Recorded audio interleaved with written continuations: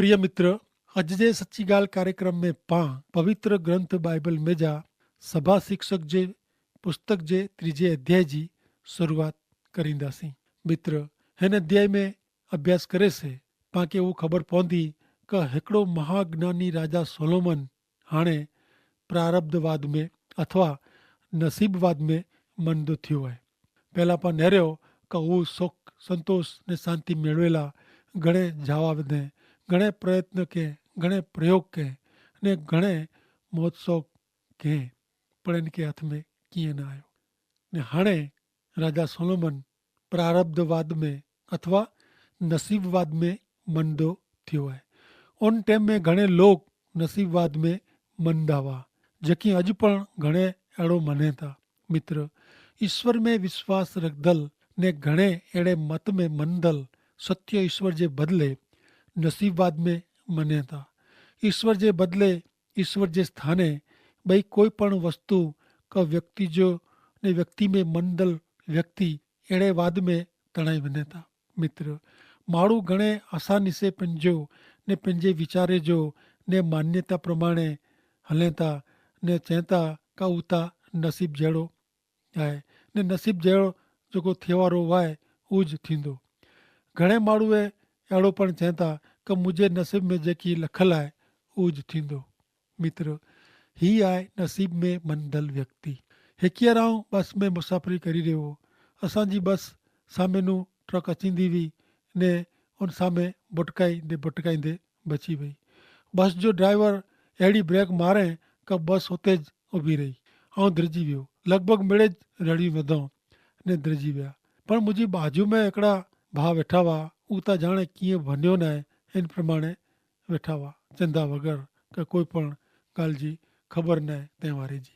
आउं इनखे पुछियो कि भाउ आंखे कोरो ध्यानु न लॻो, अकस्मात थींदे पां बची विया आहियूं। तॾहिं उहो भाउ कहिड़ो जवाबु ॾिने ख़बर आहे?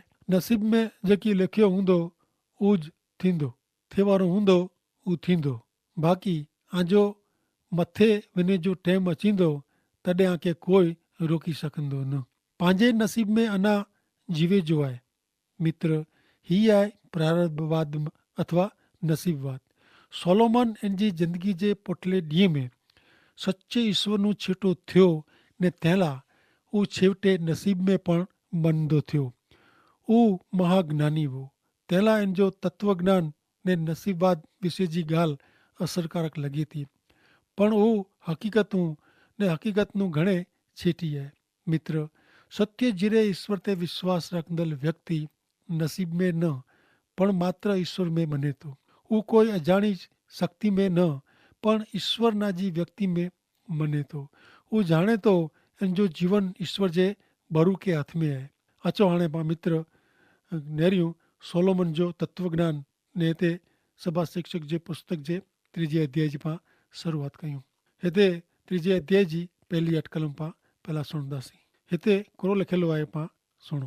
पृथ्वी ते हरेक बाबत माटे ऋतु ने हरेक प्रयोजन माटे जो वक़्त वे थो। जन्मे जो वक़्त ने मरे जो वक़्त, रोपे जो वक़्त ने रोपे जो उखड़ी वेझे जो वक़्त, मारी वेगे जो वक़्त ने साजो करे जो वक़्त, तोड़े जो वक़्त ने ॿधे जो वक़्त, रोने जो वक़्त ने खिले जो वक़्त, ॾुखी थिए जो वक़्त ने नीचे जो वक़्त, पाइण फुगाए जो वक़्त ने पाइण भेरा करे जो वक़्त, आलिंगन करे जो वक़्त ने आलिंगन नू छेटो परिया करे जो वक़्त, गोते जो वक़्त ने विनाए जो वक़्त, रखे जो वक़्त ने फुगाए जो वक़्त, फाड़े जो वक़्त ने सिबे जो वक़्त, चोपरे जो वक़्त ने बोले जो वक़्त, प्रेम करे जो वक़्त ने खारो थिए जो वक़्त, लड़ाई करे जो वक़्त ने सलाह शांति जो वक़्त। मित्र, नसीबवाद में मंदल चेता जीवन में जेकी अचे थो इन जो स्वीकार करियो। जीअं क शेयर बाज़ार में सट्टो लॻाईंदल खे फ़ाइदो थिए थो, तॾहिं पण उहो नसीब खुलियो आहे अहिड़ो मञे थो, ने खोट वञे थी तॾहिं पण उहो नसीब में न हो अहिड़ो मञे थो। घणे माण्हू दुनिया में अचे थी उन हरेक तक खे झड़पी गिने था ने ईश्वर जे धारा धोरण के सामाजिक कौटुंबिक ने शारीरिक प्रकृति के ध्यान में रखे वगैर मजा करे थो। पंहिंजी प्रेरक बुद्धि नू परिया वञी ने पंहिंजी समझ जी ने ईश्वर जे ॾिनल वचन खे ध्यान में न रखीने हू पाप में मज़ा करे थो। उहो अहिड़ो मञे थो कि जीवन में हरेक सुख खे भोगणो ने भोगवियो। मित्र, बाइबल अहिड़ो चए नथो। ईश्वर पाण हरेक ॻाल्हि सुखी करेला शांति में रहो अहिड़ो अचे था। ईश्वर जी इच्छा विरुद्ध नियम ने व्यवस्था विरुद्ध वञीने जॾहिं इन जो ख़राबु परिणाम भोगणो पए तॾहिं पाण नसीब जो आसरो गिनीने मात्र आत्मसंतोष मेड़वूं था। उहा वॾी भुल आहे। भले हाणे अॻियां नेरियूं 3 अध्याय जी 9 कलम में कुर चवनि था, जिन विषय हू महिनत करे थो इन से महिनत करींदड़ खे कुरो लाभ आहे। ईश्वर वग़ैरह जो माण्हू अहिड़ो वलण रखे थो। इन जो परमेश्वर तां पैसो आहे। पैसे लाइ गमे हू करे ला तैयार आहे। हू मिड़े कमाजे थो पण शांती न आहे। घर में घणे सवाल ने मुंझवण आई। हू पंहिंजी पत्नी साथे विड़े थो ने कलाकनि जा कलाक સુધી બોલે નથા। મન ફાવે હોતે હू વञे थो ने गमे अहिड़ो वर्ते थो। हू मने थो खासो जीवन से कोरो लाभ, शुद्ध जीवन जीवे से कोरो फ़ाइदो। इनखे मिड़े नकामो लॻे थो ने वास्तव में हू पंहिंजे जीवन खे नकामो करे विझे थो। हाणे अचो अॻियां नेरियूं कार्यक्रम में अॻियां वधंदे सभा शिक्षक जे पुस्तक जे 3 अध्याय जी 2 થી 11 कलम। हिते लिखियलु आहे कि जेको ॾुख जहिड़ी महिनत ईश्वर माण्हू खे सिखायला साधन तरीक़े ॾिनो हुयो हू आऊं नेरियो। हू हरेक वस्तु खे इन जे टाइम ते ख़ासी बनायो हुयो। वरी हू इन जे हृदय में सनातनपणो अहिड़ी रीते रखे आहे कि हू शुरूआत नूं अंत સુધી ईश्वर जेकी कयो हुयो इन जो माण्हू पार मेळवी सघे न। सोलोमन राजा माण्हू जी मुश्किल ने महिनत खे हू सिखे जे साधन तरीक़े जणाए थो। पंहिंजी आजू बाजू घणे अकस्मात आफ़त हत्या थिए थी ने नसीब में मंदल व्यक्ति अहिड़ो मञे थो कि आऊं भाग्यशाली आहियां, नसीब वारो आहियां, आऊं बची वियो। हू अहिड़ो मञीने संतोष मञे थो। 11वीं कलम में जणाए प्रमाणे ईश्वर माण्हू जे हृदय में सनातनपणो अहिड़ी रीते रखियो हुयो ने इन जे परिणामे मानवी जो हृदय सॼी दुनिया खे नेरीने संतोष मेळवी सघे न। दुनिया ख़ासी आहे पण माण्हू ईश्वर जे स्थाने दुनिया खे ने भौतिक चीज वस्तु खे रखे थो। परिणामे हू लगातार असंतोष अनुभवे थो। घणे वेह छतां हू हमेशा रुए ज थो। मित्र, सत्य ईश्वर वग़ैरह जी ही शब्द चित्र आहे। हू ख़ासी रूपारी चीज वस्तु सचो सुख ॾेई सघे नथी।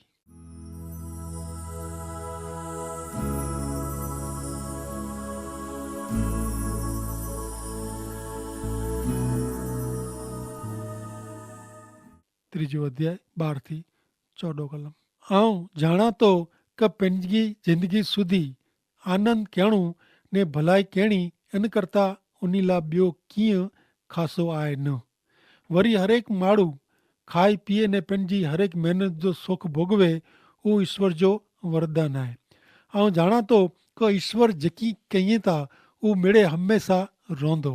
इन में कीअं वधारी सघाजे न ने इन में जा कीअं घटाड़ी पण सघाजे न ने माण्हू इन जो द्रा रखे तंहिं लाइ ईश्वर उहो कयो हुयो। 12वीं कलम प्रमाणे घणे माण्हू भलाई कईं था ने भलाई करे जी ख़ासा कम करे जी ॻाल्हियूं कईं था। जेतिरो बने एतिरो ख़ासो कयो खपे अहिड़ी ॻाल्हियूं उन जे मुंहं में जा खोटे नथी। मित्र, पण ही ॻाल्हियूं उन जी फिलोसॉफी ज वे थी। 13वीं कलम प्रमाणे पिंड खे सुधारेला प्रयत्न करे थो ने सुधरेलो ने संस्कृति ने आधुनिक संस्कृति में मंदल माण्हू पाप के कुटेव के दुर्व्यसन के जीवन जीवे जी रीतभात तरीके सामान्य रीते स्वीकारी गणे थो। नशो करणो हू पाप न आहे। तेला आऊं कैफी पीणो का द्रव्य गिना थो अहिड़ो मञे था। हू पंहिंजी खामियूं ढकेला खाधे पीते के ईश्वर जा वरदान ने सुख समझे थो। पण हक़ीक़त में था इनसे हू सुख चैन से रही सघे नथो। पण हक़ीक़त में हू वधारे ने वधारे ॾुख में अॻियां वधे थो।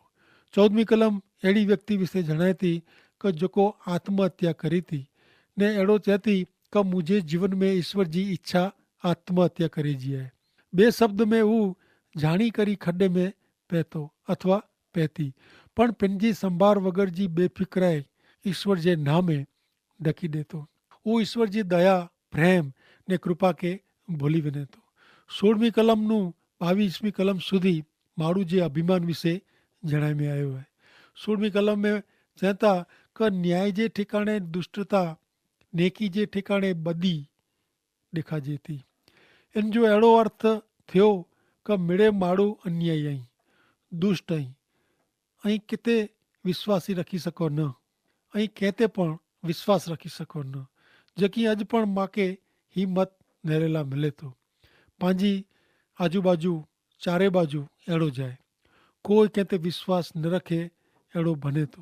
हिकिड़ो माण्हू ॿिए माण्हू खे छितरेला विश्वास में ॻणेला वञे थो, पण इन पहिला त हू अविश्वासी ने धोखेबाज ज़ाहिर थी वञे थो। कोई कंहिंखे पुॼी सघे थी न आहे, मिड़े सरखा आहीं। अभिमान में आसरो रखंदड़ महाज्ञानी अहिड़ा महामूर्ख सोलोमन जा शब्द अॻियां सुणो 3 अध्याय जी 17 ने 18મી कलम में। सभा शिक्षक जो पुस्तक 3 अध्याय ने 17 ने 18 कलम वाचियो। वरी आऊं पृथ्वी ते अहिड़ो ॾिठो कि न्याय जे ठिकाणे भूंडाई आहे ने नेकी जे ठिकाणे बदी आहे। ऐं मुंहिंजे मन में थियो कि ईश्वर नेक ने दुष्ट जो न्याय करींदा। एतिरे लाइ कि हुते हरेक प्रयोजन ने कम लाइ टाइम बरोबरु वे थो, योग्य वे थो। ऐं मुंहिंजे मन में थियो कि ईश्वर माण्हू जी परीक्षा करे ने हू सम्झे कि असीं पशु जहिड़ा आहियूं, हू माण्हू लाइ आहे। ईश्वर वग़ैरह माण्हू घणे वीचारे थो, बोले थो, भाषण ॾिए थो, पण इन में कीअं सत्य वे नथो। सोलोमन जा शब्द अहिड़ा जई। अॻियां सुणो सभा शिक्षक जे 3 अध्याय जी 19 ने 20મી कलम। एतिरे माण्हू खे जेकी थिए थो उज पशु खे पण थिए थो। उन जी हिकिड़ी जी दशा थिए थी, जीअं हिकिड़ो मरे थो तीअं ॿियो पण मरे थो। उन ॿिणी खे हिकिड़ो प्राण वेठो ने माण्हू पशु करता जराए वधू खासो न आहे। एतिरे लाइ कि मिड़े नकामो जाए, मिड़े हिकिड़ी जॻह ते वञे थो ने मिड़े धूड़ जा आहीं ने मिड़े पाछा धूड़ में मिली वञे था। मित्र 14 ने 20મી कलम ते पां कोई मान्यता ॿधी सघो नथा, कारण ही वीचार माण्हू ने हू पण सत्य ईश्वरનું છેટા થયેલ માનવી વિચાર અહીં। જેન માण्हू में अभिमान आहे हू ही बोली रहियो आहे। जॾहिं माण्हू स्वजात जी એટલે કે पंहिंजी मज़ा ने स्वसंतोष लाइ पंहिंजे सुख लाइ जीवन जीवे थो, तॾहिं इन लाइ अमुक वस्तु अमुक ख़ासी बाबति ख़ासी बने वञे थी। जीअं कि घणे माण्हू रमत गमत लाइ पिण खे कसाए थो, केड़वे थो ने वधु में वधु प्रयत्न करे थो। घणे कला कौशल्य માટે, घणे साहित्य लाइ, त घणे संगत ने अलॻि अलॻि बाबति लाइ। हाणे हिन बाबति में अॻियां वधणो खोटो न आहे, तंहिं छतां हिन पुठियां स्वार्थ आहे। हुते लोभ ने स्वार्थ जी अति इच्छा आहे, ना कमाइण जो आहे ने पैसा कमाइजा आहिनि। माण्हू पिण खे अलॻि अलॻि रीते भागला पाड़ी ॾिए थो। हू पिण खे ॿिए करता वधु ख़ासो सम्झे थो। हू ॿिए खे हल्का नीचा सम्झीने पिण खे वधु ख़ासो ने पिण खे वधु महत्व जो लिखे थो ने परिणामे मानव समाज में वधु मुश्किलियूं ने सवाल ने समस्याऊं ऊभी थिए थी। तंहिं छतां मित्र माण्हू हू माण्हू जाए, हू ईश्वर जो ख़ासे में ख़ासो श्रेष्ठ उत्तम सर्जन आहे। प्राणीअ जो अंत उन जो अंत आहे, जॾहिं माण्हू जे आत्मा जो कॾहिं पण अंत न आहे। इन खे पंहिंजे शरीर में ईश्वर साम्हूं उभो रहिजो आहे ने ईश्वर इन जो न्याय करींदा। तंहिं लाइ माण्हू मरण पुठिया जो वीचार करी द्रिजे थो ने द्रुबे थो। पण ईश्वर पां मिणी लाइ ईश्वर पुत्र प्रभु यीशु ख्रिस्त में अनंत जीवन जी व्यवस्था कयो हुयो, मोक्ष मुक्ति जी व्यवस्था कयो हुयो। यीशु प्रभु पर जो आंजो विश्वास आंखे सार्वकालिक जीवन जी खातिरी ॾेई सघे थो। महाज्ञानी राजा सोलोमन पंहिंजी नज़रें जीवन खे नेरे, ज़िंदगी खे नेरे ने वॾी भुल कयईं, कारण हू पंहिंजी बुद्धि से ने पंहिंजी नज़रे हू नेरे थो। हू जीवन जी गणतरी करे में थाप खाई वियो। इन खे मिड़े व्यर्थ मिड़े नकामो लॻो। अरे ત્યાં સુધી કે હું પણ ભૂલી ગયો કે હું ઈશ્વર જે હથ જો ખાસે में ખાસો સર્જન है। હું ફક્ત પ્રાણી પશુ જड़ो न है ने इनजी बुद्धि जो अज घणे माण्हू उपयोग में गणे था। वो सोलोमन राजा जे शब्द जो दुरुपयोग करे तो 22वीं कलम में सोलोमन राजा जणाइए था कि एतिरेला आऊं नेरियो कि माण्हू के पंहिंजे कम में मंडिया रोणो इन करता इन ला वधु खासो ॿियो कीअं न आहे कीअं क ऊज इन जो भाग आहे एतिरेला क इन पुठियां जेकी थींदो इन खे केरु वताईंदो उहो इन खे केरु वताए सघंदो। मित्र ईश्वर पाके हिन पृथ्वी ते कोई यंत्र मानव वारे जी रखियो न हुयो। पां ईश्वर जो सर्वश्रेष्ठ खासे में खासा સર્જન આવ્યું ને જ્યાં સુધી હું સત્ય જીરે ઈશ્વર કે વ્યક્તિગત રીતે ઓળખો નહોતા ત્યાં સુધી પાંજો જીવન યંત્ર માનવ જેડો પ્રાણી જેડો નીરસ ને નૈતિક ધારા ધોરણનું ને ધારા ધોરણ વગર જો નહેરેલા મળે તો મિત્ર ઈશ્વર જો સ્થાન કોઈ મોજ મજા નાસ્તિકવાદ ક નસીબવાદ ગણી શકેતી ન ही मिड़े ज विचार पाके गूंचवण में विझीने सत्य ईश्वरનું पर्या करींदल साबित थिया आहिनि। हिन टाइम ते मूंखे मुक्तिदाता प्रभु यीशु ख्रिस्त जी उहा ॻाल्हि यादि अचे थी तंहिं लाइ धृजो न कारण घणे चकलियूं करता ऐं घणे कीमती आयो। माथी अनुसार शुभ संदेश जे 10वें अध्याय जी 31वीं कलम प्रमाणे मित्र पां घणे कीमती आहियूं पां नकामा क पशु जहिड़ा न आहियूं ने तंहिं लाइ ज पिंड प्रभु यीशु ख्रिस्त ईश्वर पिंड जे हिकिड़े मात्र पुत्र प्रभु यीशु मार्फते पंहिंजो बचाव करेला मिड़े ज व्यवस्था कयो हुयो। मित्र प्रभु यीशु ख्रिस्त सुकल नीरस मुड़दाल माण्हू खे ख़ुशखुशाल बनाए ॾिए था। एतिरो ज न पण प्रेम आनंद शांति मायाळू स्वभाव धीरज भलाई ने वफ़ादारी विश्वास ने संयम माण्हू जे जीवन में हृदय में यीशु ख्रिस्त पर जे विश्वास से पवित्र आत्मा जा फल अचनि था अहिड़ा गुण माण्हू में अची सघनि था ने इन जे जीवन जो सचे अर्थ में बदिलाइण पण थिए थो। इन जा वीचार वाणी ने वर्तन बदिलाए वञे था ने सचे जीवन जो स्वामी प्रभु यीशु ख्रिस्त इन जे मन हृदय जो बदिलाइण करी सघनि था।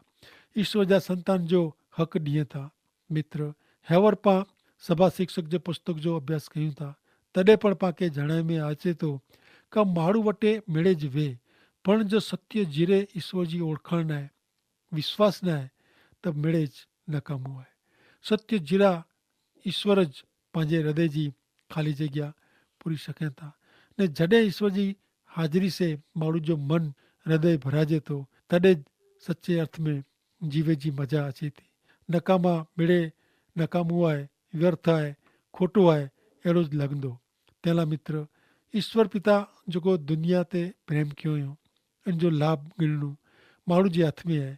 विश्वासी बनी ज़िंदगी गुज़ारे से पिंड खे शांति ने ॿिए खे पंहिंजो नमूनो मिले थो ने भ्रष्ट ने दुष्ट हिन पापी दुनिया में पाणखे ख़ासो कहिड़ो वे त फ़क़्ति हिकिड़ो ज जवाबु आहे हिकिड़ो ज मार्ग आहे प्रभु यीशु ख्रिस्त पर जो विश्वास। माण्हू खे आध्यात्मिक भुख तरस मिटाईंदाल मात्र प्रभु यीशु ख्रिस्त आई ने अॼु पण प्रभु यीशु ख्रिस्त बोलाईए था ने चए था कि जंहिंखे आध्यात्मिक भुख वे तरस वे त हू मूं वटि अचे ने ज़िंदगी जो पाणी मफ़त में पीए। मित्र अनुभव करियो ने नहरियो कि ईश्वर कहिड़ा महान आहिनि। तंहिं માટે ईश्वर पिता खे आशीष ॾियो। आमीन।